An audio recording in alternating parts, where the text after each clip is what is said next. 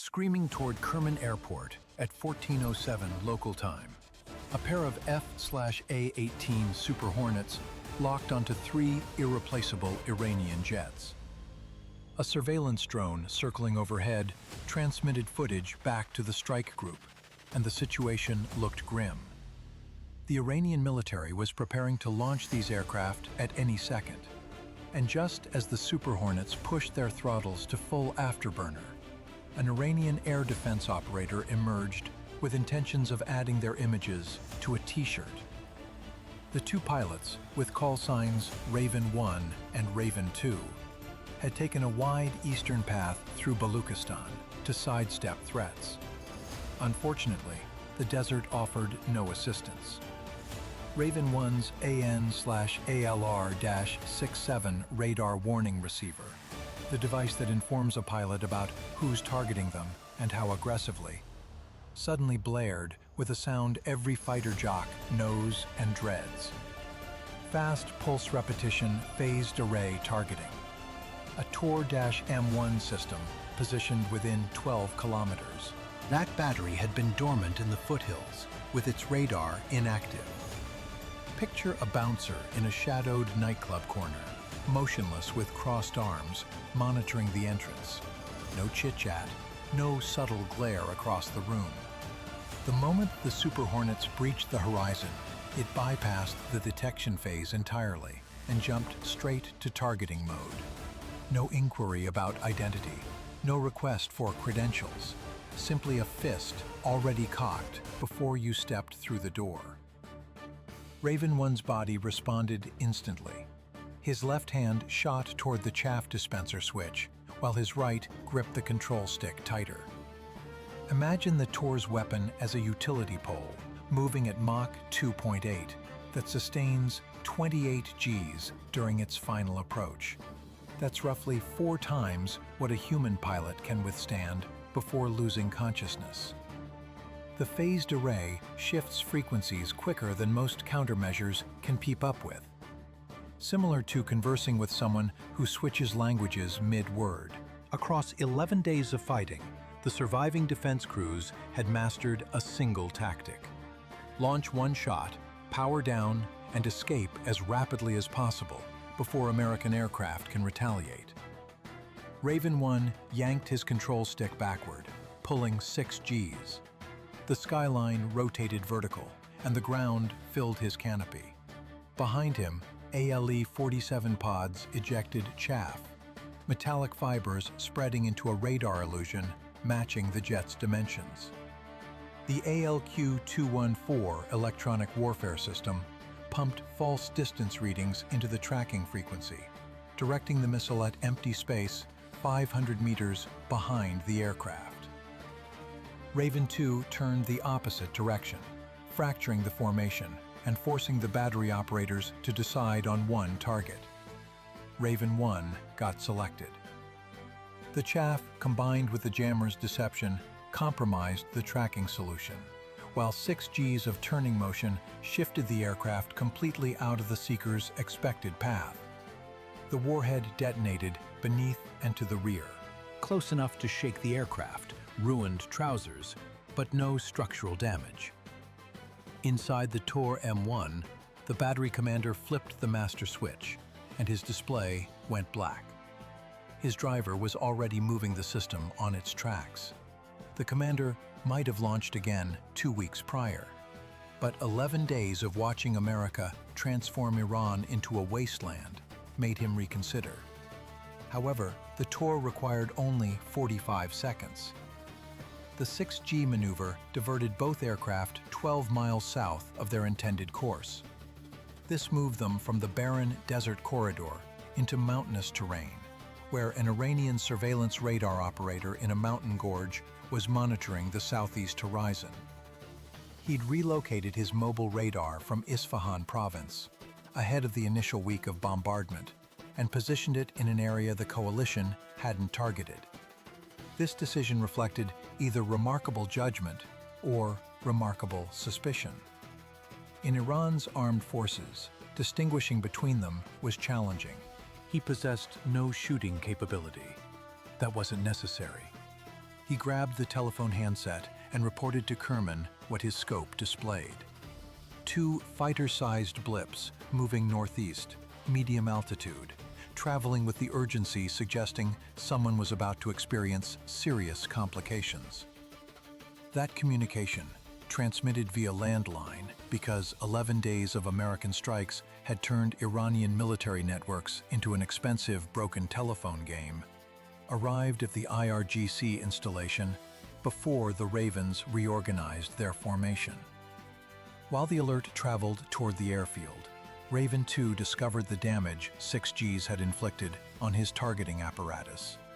The ATF-LIR's gimbal mechanism uses fiber optic gyroscopes to keep the infrared picture stationary, neutralizing every movement the jet makes while moving at 500 knots. Just 15 seconds at 6Gs had shifted those gyroscopes away from their equilibrium.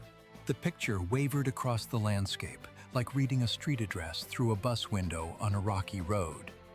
He returned the pod to standby. The wobbling continued. What Raven 2 didn't realize, what wouldn't be confirmed until the technicians reviewed things back on the Lincoln, was that the gyroscopes hadn't simply drifted. The 6G maneuver had created hairline fractures in the fiber optic connector feeding the reference beam. The pod wasn't drifting, it was improvising. Dropping below 15,000 feet would allow the narrower field of view to compensate, with the objective occupying enough of the display that the instability couldn't lose it. However, 15,000 feet meant entering the strike zone of all the short-range defensive systems the IRGC retained. The maneuver didn't just push them off course and into a surveillance radar's detection zone. It had impaired Raven 2's vision and was about to force him into the altitude zone where the ground threats performed optimally. At Kerman, a controller snatched a field phone mid-ring, listened for 4 seconds, and bolted across the tarmac. Fighters inbound. Fuel trucks separated from their stands in mere seconds. A reaction speed that would have earned recognition from any Air Force globally. Remembering these personnel had endured 11 days watching American precision strikes transform everything nearby into artistic displays. In the cockpit, the flight systems officer was already activating overhead switches. A PU startup protocol, the initial phase of the 4 to 5 minute acceleration that supplies pressurized air to each of the 4 Soloviev turbines at roughly 90 seconds per turbine. If procedures executed flawlessly, the IL-76 would begin rolling before the Americans arrived. 8,000 miles distant at Creech Air Force Base, a Reaper surveillance operator tracked the launch procedure as it transpired. The operator broadcast through the satellite connection. Activity confirmed at the location. Engine startup detected on the transport. When the Reaper's remaining fuel approached its reserve limit, 20 hours circling overhead, surpassing how long most individuals stay conscious. Yet the assignment was unfinished while the fuel was depleted. The surveillance operator swept the apron a final time, recorded the timestamp, and headed south toward Djibouti. The display became empty terrain. A replacement Reaper was 30 minutes away. The Ravens were 25. Throughout the subsequent 5 minutes, no American observer could monitor Kerman Airfield. The Ravens circled while consuming fuel, and the IL-76 personnel proceeded through their startup sequence unobserved. However, here's what escaped American observation during those 5 minutes of blindness. The IL-76 wasn't simply preparing engines for departure. Support personnel were moving packages through the forward cargo entrance, extended olive containers that diverged from any recognized inventory list. Whatever resources the IRGC intended to evacuate from Kerman surpassed the transport's value. The CAOC at Al Udeid, functioning as Air Operations Director for the complete conflict, kept the Ravens circling in holding patterns. Without reconnaissance capability, releasing ordnance was prohibited. A guideline that seemed reasonable from headquarters 900 miles distant, where the temperature was comfortable and ejection became theoretical, yet made no practical sense from the cockpit of a jet hemorrhaging irreplaceable fuel. During Kerman's identical 5 minutes, the installation accomplished everything necessary. The ground controller had Zu-23 anti-aircraft vehicles rolling from the motor pool before the second orbit completed.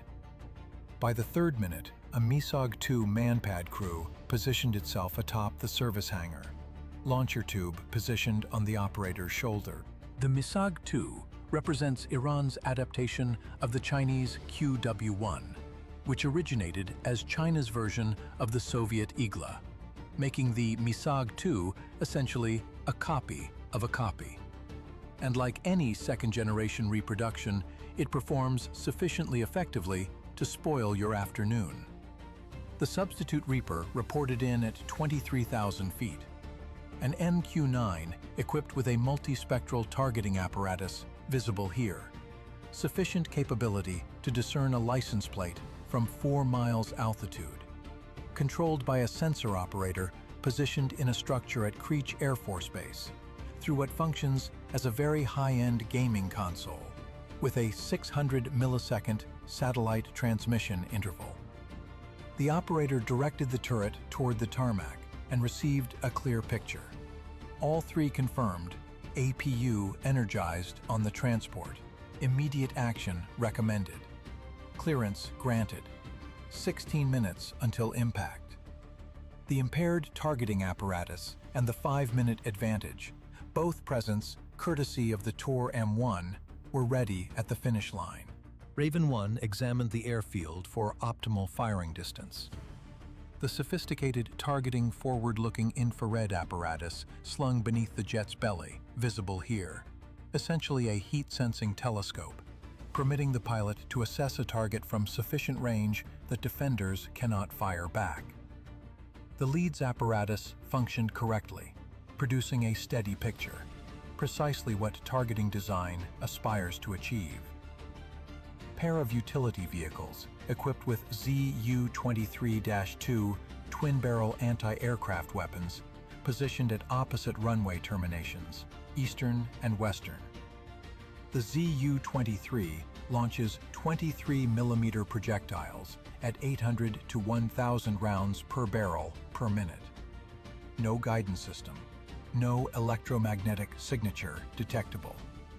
The Kalashnikov of ground-to-air weapons. The marksman doesn't truly aim, but essentially unleashes fire and accepts whatever results. 70 meters from the hangar roof where the P-3F rested, the manpad marksman appeared plainly on the Reaper's thermal display. Raven 1 observed the launching apparatus secured on his back and the firing geometry he'd positioned. Between the Zu-23's saturating airspace and the MISOG-2 anticipating engine heat signatures, Kerman's defensive arrangement presented a puzzle. Approach from higher altitudes and GPS sabotage degrades accuracy. Approach from lower altitudes and defenders spoil your mission. The ordnance they transported, GBU-38 JDAMs, 500-pound GPS-directed munitions, demonstrate a circular error probability of 5 meters under perfect circumstances. That places impact on the fuselage. With Chinese-supplied GPS interference concentrated near Iranian air bases, that zone increases to 25 meters, versus a facility, still effective. Versus a stationary jet, it's a crater on the landing strip and a P-3 that limps elsewhere. Boosting precision demanded lower releases. Compress the fall duration from 90 seconds to 30. Minimal dispersion, sharper accuracy. However, lower trajectories implied the Zu-23's firing zone and the MISOG-2's operational altitude. The Tor M1's 45 seconds continuing to multiply difficulties. Raven 1 initiated his approach at 12,000 feet, 30 degrees descent gradient. Targeting reticle locked onto the P-3F. 3 seconds from weapons release, the Eastern ZU-23 commenced firing. Without warning notification, simply red-orange tracers streaking through the atmosphere, the Super Hornet was approaching, while the gunner shifted his aiming point along the descent route, with the composure of someone performing this for 11 consecutive days. 1,600 total bullets per minute. Precision wasn't essential. Proximity was sufficient. Sharp right transition into full afterburner. The firing window disappeared, and the ordnance remained attached. First assault interrupted by a defensive system costing less than a pre-owned automobile. Positioned above, the man-pad marksman registered the evasion, direction, altitude, the banking motion, revealing the path the jet would take if the aviator attempted the identical tactic. 11 days into this battle, the Iranian crews still participating were those computing 3 moves in advance. Raven 2 lacked patience for delay. The IL-76 had been running for 25 minutes, with probable engine motion detected thermally. The singular objective that would disappear if they squandered another moment addressing the ZU-23 threat. Raven 1 regained height, while his partner committed against the transport alone. 10,000 feet, 2,000 lower than his leader's failed maneuver. Pushed into this altitude by a targeting apparatus whose gimbal fractured 40 minutes and 300 miles behind. The aiming mark drifted left beyond the transport's fuselage route, shifted too far right, centered momentarily for a fraction of a second, and he triggered the release during that instant of precision. The weapon's solution depended entirely on a momentary steadiness from a device malfunctioning since the mountainous terrain. The GBU-38 separated from the mounting bracket with its stabilization fins deploying. 4 control surfaces opened into the slipstream, while the navigation receiver searched for the orbital network. The information it captured was contested. The electromagnetic disturbance didn't arrive abruptly. It accumulated gradually. Unwanted signals flooded the navigation frequency the way static overwhelms a telephone conversation. With the location calculation shifting as jamming degraded the frequency the munition relied upon. Control fins altered microscopically. The disturbance pushed the opposite direction. Fins responded. Each adjustment represented a calculated risk between the orbital transmission the guidance detected and the interference attempting to suppress it. 30 seconds of imperceptible combat through 12,000 feet of interrupted airwaves. At 8,000 feet, the disturbance discovered a harmonic frequency. The location calculation lurched 11 meters sideways. Control fins jerked to maximum angles, reversed course, then recentered. Not via stillness, but through perpetual correction along all dimensions. A balance beam walk, where the surface perpetually shifts, and external forces continuously toggle the surrounding light. From the rooftop, the MISOG-2 ignited. The operator had been monitoring Raven 2's descent for 15 seconds, waiting for the rear quarter situation, where both F-414 turbine exhausts were entirely exposed. The jet's defense sensors captured the launch signature at 500 low. Raven 2 rotated into the projectile and presented its maximum heat-emitting direction opposite the targeting apparatus. ALE-47 dispensers discharged MJU-53 flares, magnesium fragments radiating at 2,000 degrees synthetic celestial bodies, engineered to deceive the identical infrared guidance, making the MISOG-2 potent. The targeting apparatus constructed its assessment and confronted a determination. The flares emitted greater intensity, yet the airframe exhibited a stronger thermal signature. The system needed 1 second to distinguish the distinction. The rotation shifted the picture faster than the sensor array could refresh. Picture blurred. The projectile targeted the nearest flare and detonated 100 meters aft. Alive. Trousers certainly destroyed and wholly disconnected from his own weapon. The GBU-38 continued its descent through the final 4,000 feet. Control fins correcting through the Chinese jamming with every remaining moment aloft. The Reaper detected the strike from 20,000 feet forward of the wing base, airframe splitting outward, rear section drooping sideways. The APU, providing compressed air for engine ignition for 25 minutes, was now supplying combustion to spreading flames. The IL-76 crew raced through procedures, while American aircraft orbited, unable to launch. The transport would remain grounded. The man-pad maneuver directed Raven 2 south, directly into the eastern ZU-23's weapons arc at the runway's eastern terminus. That identical gun that halted Raven 1 moments earlier.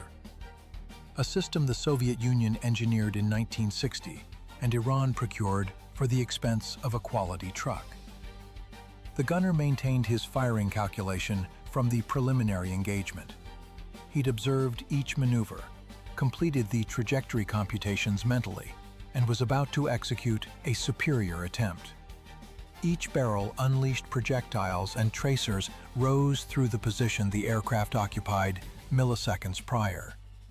Given this separation and closing trajectory, the gunner was discharging rounds throughout a volume the scale of a residential dwelling, and the Super Hornet navigated via the openings. Raven 2 weaved around the barrage, marginal modifications, simple, unexpected motion to render the ballistic math inaccurate by an aircraft's span. Rounds behind him, additional fuel squandered from a reserve both aviators could enumerate with fingers. Raven 1 arrived from the northwest, utilizing an entirely alternate trajectory. The preceding attempt taught him the western ZU-23's position. Raven 2's maneuver revealed the man-pad operator's orientation. He positioned the service structure between his descent path and the roof vantage, masonry and metal shielding the operator's vision during the 2 seconds most important. A TF-LIR captured the P-3. 51 years old, Lockheed manufactured it in Burbank. Iranian aviators learned proficiency flying it at Moffett Field when monarchy governed. The structure survived revolution and interstate conflict, requiring 23,000 man-hour restorations, with supplies Lockheed halted distribution when Carter led.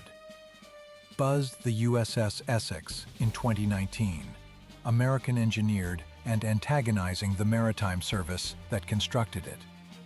Presently, retaliation commenced. Triggered GBU-38 into parallel Chinese interference. Jamming diverted the frequency sideways, while control surfaces battled back through 12,000 feet of disrupted atmosphere. Strike at the fuselage base, fuel reservoirs ignited. 5 decades of preserving a transport its producer had deserted, obliterated by ordnance constructed 15 miles from the factory producing the airframe. Disengaged for the concluding target. The western ZU-23 opened fire as he advanced. Twin barrels, tracers additional threatening. The marksman modifying calculations from pair of sequences he'd monitored from his runway separation. Raven 1 navigated between the shower, with dwindling reserves flashing amber on his display panel. The figure signified the tanker suspended over the Persian Gulf wasn't optional. It signified the difference between landing on the Lincoln and becoming swimming. Every moment above Kerman represented time he couldn't sacrifice, yet one additional munition awaited one ultimate target. The C-130 appeared on the thermal apparatus, an additional American airframe Iran procured from Lockheed decades prior. Subsequently, he released. The stabilization apparatus battled parallel interference and penetrated the structure centerline. 3 perfect hits. Should this video captured your interest, examine our companion presentation of B-2's obliterating Iran into oblivion. Until next viewing.